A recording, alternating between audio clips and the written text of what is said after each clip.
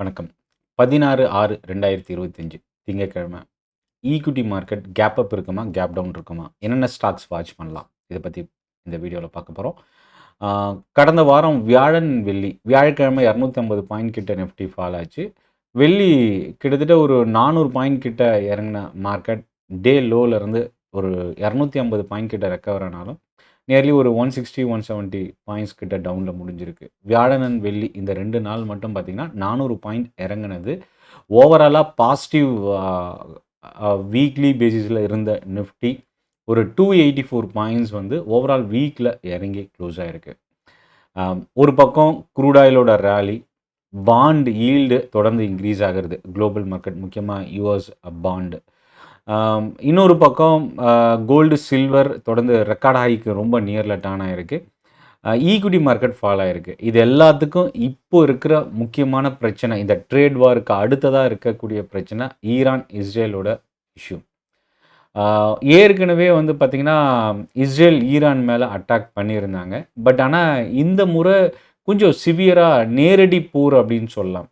So இந்த நேரடி போர் ஈரானுக்கு ஒரே ஒரு வாய்ப்பு மட்டும் தான் இருக்கு. ஆ இந்த போர் இறங்கக்கூடிய ஒரே ஒரு சான்ஸ் மட்டும் தான் இருக்கு. ஏன்னா எதிர்த்து நின்னு ஆகணுன்ற கட்டாயம். இல்ல அப்படின்னா பேச்சுவார்த்தைக்கு இறங்கி வரணும். ஸோ அத வந்து ஈரான் கவர்ன்மெண்ட் முன்னெடுக்குமா அப்படின்ற ஒரு கொஸ்டின் மார்க்கும் இருக்கு. ஸோ இப்போதைக்கு இந்த போர் தொடர்ந்து கன்டின்யூ ஆகுறதுக்கான வாய்ப்பு தான் இப்ப இருக்கிற நியூஸ் வரைக்கும் நம்மளால பார்க்க முடியுது.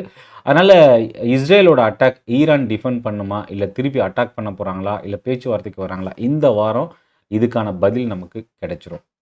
அமெரிக்கா இந்த போர் வந்து ஈரான் மேல நடத்துற அட்டாக்குக்கு இஸ்ரேலுக்கு அமெரிக்கா சப்போர்ட் பண்றது. மேபி இந்த போர் இப்போதைக்கு முடியறதுக்கான வாய்ப்பு இல்லன்றதும் தெரியுது. ஆனா இந்த வார் ஜியோபொலிட்டிக்கல் இஷ்யூல இருக்கிற மேஜர் பிரச்சனை நியூக்ளியர் அட்டாக் தான்.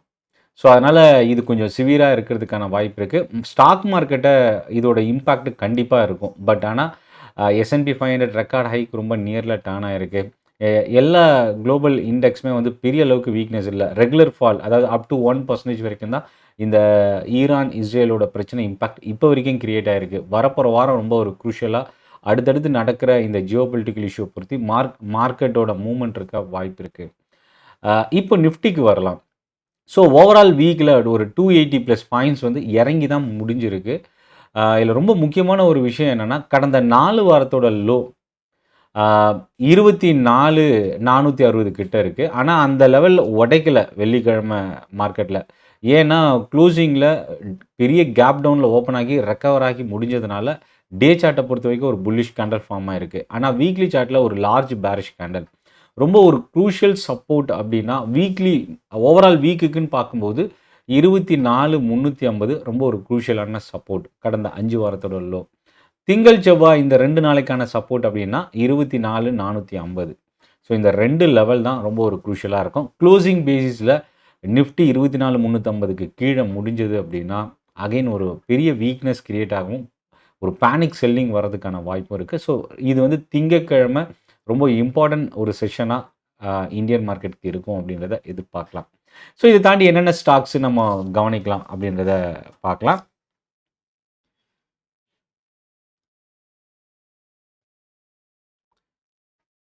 மோர் தென் 1% யுஎஸ் மார்க்கெட் டவுன்ல முடிஞ்சிருக்கு. முக்கியமா டவ் ஜோன்ஸ் இண்டெக்ஸ் பார்த்தீங்கன்னா, 770 பாயிண்ட் ஃபால் ஆயிருக்கு. 1.8% கிட்ட இறங்கியிருக்கு. ஸோ இது திங்கட்கிழமை மார்க்கெட்ல ரிஃப்ளெக்ட் ஆக வாய்ப்பு இருக்கு. ஆனா இதில இன்னொரு பக்கம் என்னன்னா, கிஃப்ட் நிஃப்டி நியூட்ரலா தான் வெள்ளிக்கிழமை க்ளோஸ் ஆயிருக்கு. ஸோ மேபி இது ஒரு 50-50 சான்ஸ்ன்னு சொல்லலாம். பட் ஆனா சென்டிமென்ட் நெகட்டிவா இருக்கு. குளோபல் சென்டிமென்ட் பொறுத்தவரைக்கும். எஃப்ஐஎஸ் செல்லரா டர்ன் ஆயிருக்கிறாங்க. டிஐஎஸ் ரூ. 3000 கோடி அளவுக்கு பையரா இருக்காங்க. எஃப்ஐஎஸ் ரூ. 1263 கோடி அளவுக்கு செல் பண்ணியிருக்கிறாங்க.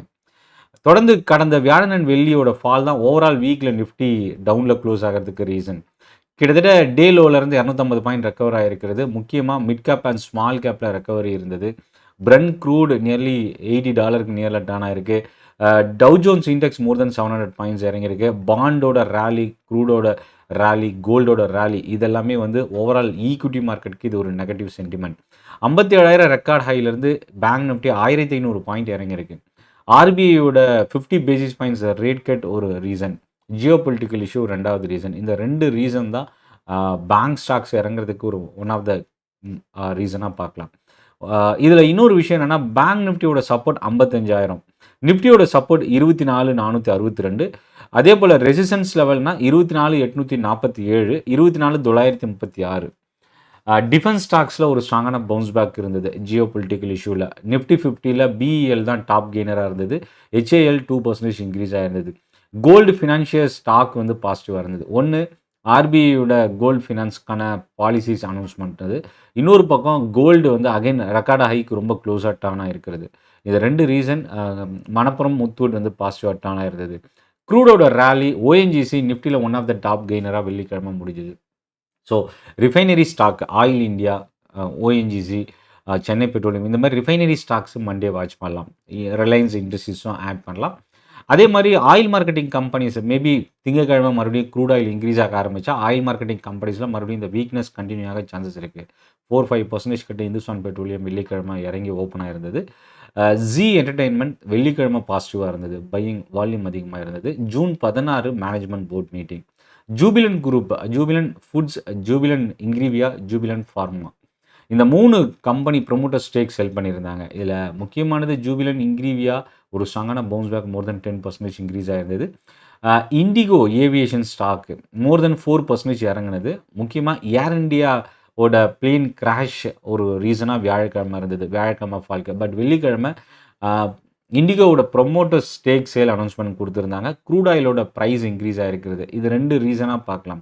இதில் ரொம்ப முக்கியமானது லாஸ்ட் வீக்கில் நம்ம கவனிக்க வேண்டியது 2100 கிட்ட இருந்த பிஎஸ்சி லிமிடெட் 3000 டச் பண்ணுது. அதாவது ஸ்டாக் வந்து ஃபேஸ் வேல்யூ ஸ்பிட் ஆனதுக்கப்புறம். பட் ஆனால் அதுக்கப்புறம் அங்கேருந்து ஒரு 2-3 ட்ரேடிங் செஷனில் மோர் தென் 10% கிட்ட கண்டினியூஸாக ஃபால் ஆச்சு. லாஸ்ட் வீக்கில் கேபிட்டல் மார்க்கெட் ஸ்டாக்ஸ், அதாவது பிஎஸ்சி, எம்சிஎக்ஸ், சிடிஎஸ்எல், கேம்ஸ், இந்த கேபிட்டல் மார்க்கெட்டில் இருக்கிற ஸ்டாக்ஸ், இண்டெக்ஸில் இருக்கிற ஸ்டாக்ஸ் அதிகமாக ஃபால் ஆயிருந்தது. ஓவரால் வீக்குன்னு பார்க்கும்போது Tech Mahindra, ONGC, Wipro, Grasim, HCL technologies, doctor Reddy, இந்த 7-8 ஸ்டாக் ஓவரால் வீக்கில் கெய்னராக க்ளோஸ் ஆகிருக்கு. Kernex micro system join venture announcement கொடுத்துருந்தாங்க. Positive impact. மார்க்கெட் க்ளோசிங் ஹவர்ஸில் வந்த நியூஸ் வெள்ளிக்கிழமை. ஐஆர்இடிஏ இன்சால்வன்சி ப்ளீ ஜென்சால் இன்ஜினியரிங்க்கு அகேன்ஸ்டாக என்சிஎல்டியில் முறையீடு பண்ணியிருக்கிறது. இது வந்து ஐஆர்இடிஏக்கு இது ஒரு செட்பேக். ஏன்னா இந்த ஸ்டாக் வந்து வெள்ளிக்கிழமை ஒரு 4-5% கிட்ட இறங்குச்சு. ஈரான் இஸ்ரேல், ட்ரம்ப்போட பர்த்டேக்கு இஸ்ரேலோட சைட்லேருந்து விஷஸ் கொடுத்துருக்குறாங்க. அது மட்டும் இல்லை, இந்த ஈரான் ஸ்ட்ரைக்குக்கு சப்போர்ட் பண்ணியிருக்கிறதுக்கான நியூஸ் கொடுத்துருக்குறாங்க. ஆனால் ட்ரம்ப் கொடுத்துட்டு இருக்கிறது நாங்கள் எதுவுமே செய்யலை அப்படின்றது. நாங்கள் செஞ்சுருந்தா அட்டாக்கே வேறு மாதிரி போயிருக்கோம். பட் ஆனால் நாங்கள் எதுவுமே இதில் தலையிடலை அப்படின்னு மென்ஷன் பண்ணியிருக்கிறாங்க. ஆனால் இஸ்ரேலோட சைட்லேருந்து கொடுத்துருக்கிற நியூஸில் அமெரிக்காவோட சப்போர்ட் ஈரான் அட்டாக்கில் ரொம்ப இம்பார்ட்டன்ட் அப்படின்னு மென்ஷன் பண்ணியிருக்கிறாங்க. மேபி இந்த கன்ஃபியூஷன் தான் ஈரானுக்கு அடுத்தடுத்து களத்தில் இறங்குறதுக்கான ஒரு ரீசனாக இருக்குது அப்படின்னு சொல்லலாம். இப்போது ரீசெண்டாக வந்த நியூஸ் என்னென்னா, ஈரானோட டிஃபென்ஸ் மினிஸ்ட்ரியோட ஹெட் குவார்ட்டர்ஸை இஸ்ரேல் டார்கெட் பண்ணியிருக்கிறதுக்கான நியூஸ். மேபி மண்டே என்ன இம்பாக்டை கிரியேட் பண்ண போகுதுன்னு வெயிட் பண்ணி பார்க்கலாம். யூஎஸ்எஃப்டிஏவோட இன்ஸ்பெக்ஷனுக்கான சன்ஃபார்மா பிளான்ட்டில் கிட்டத்தட்ட 8 அப்சர்வேஷன். இது வந்து சன்ஃபார்மாவுக்கு ஒரு செட்பேக்கு.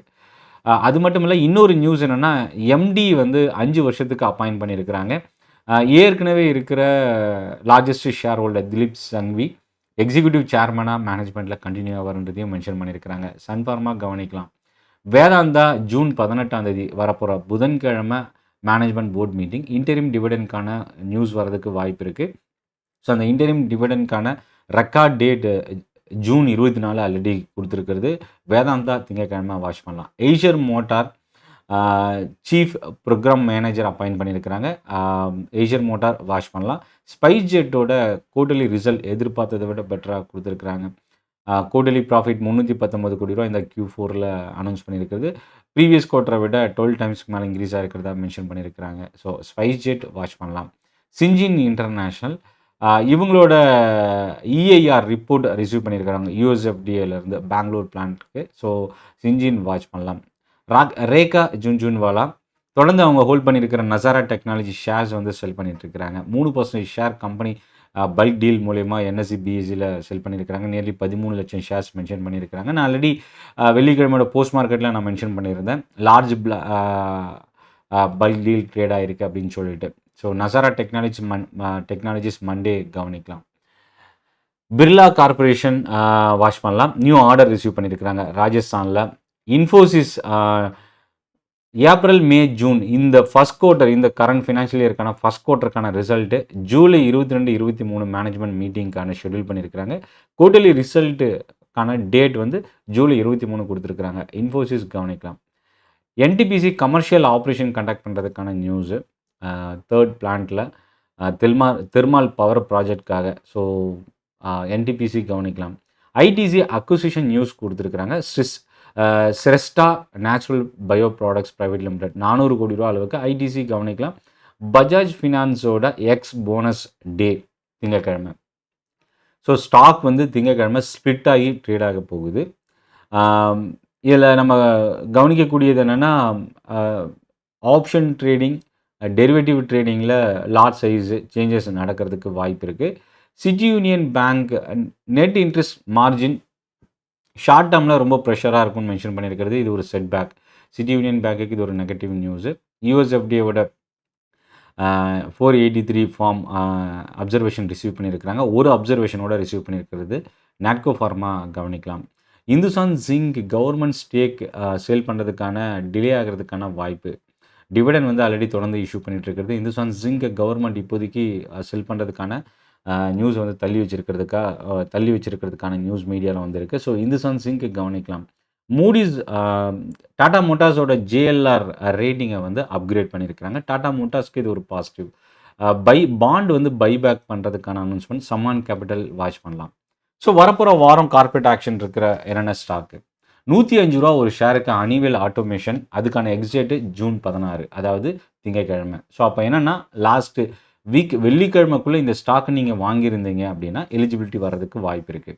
டாடா டெக்னாலஜிஸ் ரொம்ப இம்பார்ட்டன்ட். டாடா குரூப்பில் ஃபைனல் டிவிடன் 8 ரூபா 35 காசு. அதே போல் ஸ்பெஷல் டிவிடன் 3 ரூபா 35 காசு. ஸோ 2 டிவிடன் அதுக்கான எக்ஸிட்டும் ஜூன் 16. இந்துஸ்தான் ஜிங்க் ஒரு ஷேருக்கு 10 ரூபா. சங்கரா பில்டிங் ப்ராடக்ட்ஸ் ஒரு ஷேருக்கு 3 ரூபா. இது வந்து செவ்வாய்க்கிழமை. ஸோ திங்கக்கிழமையும் கவனிக்கக்கூடிய ஒரு ஸ்டாக்கு. டாடா கம்யூனிகேஷனோட டிவிடன் ஃபைனல் டிவிடன் 25 ரூபா ஒரு ஷேருக்கு கொடுத்துருக்குறாங்க. தேஜாஸ் நெட்வொர்க் 2 ரூபா 50 காசு. இது வந்து புதன்கிழமை எக்ஸிட். பஜாஜ் ஆட்டோவோட ஃபைனல் டிவிடன் 210 ரூபா ஒரு ஷேருக்கு ஜூன் 20 எக்ஸ்டேட்டு. கிரீன்லாம் இண்டஸ்ட்ரீஸ் 40 காசு. ஹெச்டிஎஃப்சி லைஃப் இன்சூரன்ஸ் 2 ரூபா 10 காசு ஒரு ஷேருக்கு. ஹெச்டிஎஃப்சி லைஃபுக்கான எக்ஸிட் வந்து பார்த்திங்கன்னா ஜூன் 20. பஞ்சாப் நேஷனல் பேங்க் 2 ரூபா 90 காசு ஒரு ஷேருக்கு டிவிடன் ஃபைனல் டிவிடன் கொடுத்துருக்குறாங்க. அதுக்கான டேட்டும் ஜூன் 20. சுப்ரீம் இண்டஸ்ட்ரீஸ் 24 ரூபா ஒரு ஷேருக்கு ஜூன் 20 எக்ஸிட். டாடா பவர் 2 ரூபா 25 காசு ஒரு ஷேருக்கு final dividend June 20 exit. Torrent pharma 6 ரூபா ஒரு ஷேருக்கு டிவிடன் அனௌன்ஸ்மெண்ட். இந்த ஸ்டாக்கும் June 20 exit. So exit June 20 அப்படின்னா 19, 18 நீங்கள் பர்ச்சேஸ் பண்ணுறீங்கன்னா உங்களுக்கு எலிஜிபிலிட்டி வர்றதுக்கு வாய்ப்பு இருக்குது. அடுத்தது 2 ஐபிஓ நம்ம கவனிக்கலாம். லாஸ்ட்டு வீக்கிலேருந்து கண்டினியூ ஆகிட்டு இருக்கிற ஒரு ஐபிஓ ஆஸ்வால் பம்ப்ஸ் ஜூன் 13 17 வரைக்கும் இருக்குது. இதோட இஷ்யூ ப்ரைஸ் 614 ரூபா. 1387 கோடி ரூபா அளவுக்கான இஷ்யூ அமௌண்ட்டு. அதே மாதிரி வரப்போகிற வாரம் ஸ்டார்ட் ஆகிற ஒரு ஐபிஓ அரிஸ் இன்ஃப்ரா சொல்யூஷன்ஸ் 222 ரூபா கட் ஆஃப் ப்ரைஸு 499 கோடி ரூபா அளவுக்கு அப்ராக்சிமேட்டாக. இது 2 மெயின் போர்டு ஐபிஓ கவனிக்கலாம் வரப்போகிற வாரம். ஆல்ரெடி ஒன்று இஷ்யூவில் இருக்குது. செவ்வாய்க்கிழமை வரைக்கும் அந்த இஷ்யூ க்ளோஸ் ஆக போகுது. இந்த வாரம் 2 இம்பார்ட்டன்ட் டேட்டா இருக்குது. திங்கக்கிழமை WPI இன்ஃப்ளேஷன் டேட்டா. இது பெரிய இம்பேக்ட் இல்லை அப்படின்னாலும் இது ரொம்ப இம்பார்ட்டன்ட் ஒரு ஃபேக்டராக பார்க்கலாம் இன்ஃப்ளேஷனுக்கு. ரெண்டாவது ஜூன் 20 வெள்ளிக்கிழமை ரிசர்வ் பேங்க் ஆஃப் இந்தியாவோட ரீசெண்டாக நடந்த மீட்டிங்கோட அப்டேட்ஸு, மீட்டிங் மினிட்ஸ் அப்படின்னு சொல்லுவோம். ஸோ இதில் வந்து அடுத்த ரேட் கட் எப்போ வரப்போகுது, அடுத்த மீட்டிங்க்கான டேட்டு என்ன டிஸ்கஸ் பண்ணியிருக்கிறாங்க, இதை பற்றின டீட்டெயில் இன்ஃபர்மேஷன் ஜூன் 20 அனௌன்ஸ் பண்ண போகிறாங்க. மேபி மார்க்கெட் க்ளோசிங்காக இல்லை மார்க்கெட் முன்னாடி அனௌன்ஸ் பண்ண போகிறாங்களான்றதை வெயிட் பண்ணி பார்க்கலாம். ஸோ ஓவரால் இந்த வாரம் என்னென்ன ஸ்டாக் வாட்ச் பண்ணலாம், என்னென்ன மார்க்கெட் இம்பேக்ட் பண்ணக்கூடிய விஷயங்கள்லாம் என்னென்ன இருக்குது அப்படின்றதையும் பார்த்தோம். டெலகிராம் குரூப்பில் ஜாயின் பண்ணிக்கங்க. லிங்க் வந்து டிஸ்கிரிப்ஷனில் இருக்குது. மார்க்கெட் அப்டேட்ஸ், ஸ்டாக் நியூஸை நீங்கள் ரிசீவ் பண்ணலாம். இந்த செஷன் யூஸ்ஃபுல்லாக இருக்குது அப்படின்னா கமெண்ட்டில் உங்களோட மெசேஜ் நீங்கள் போஸ்ட் பண்ணலாம். நன்றி, வணக்கம்.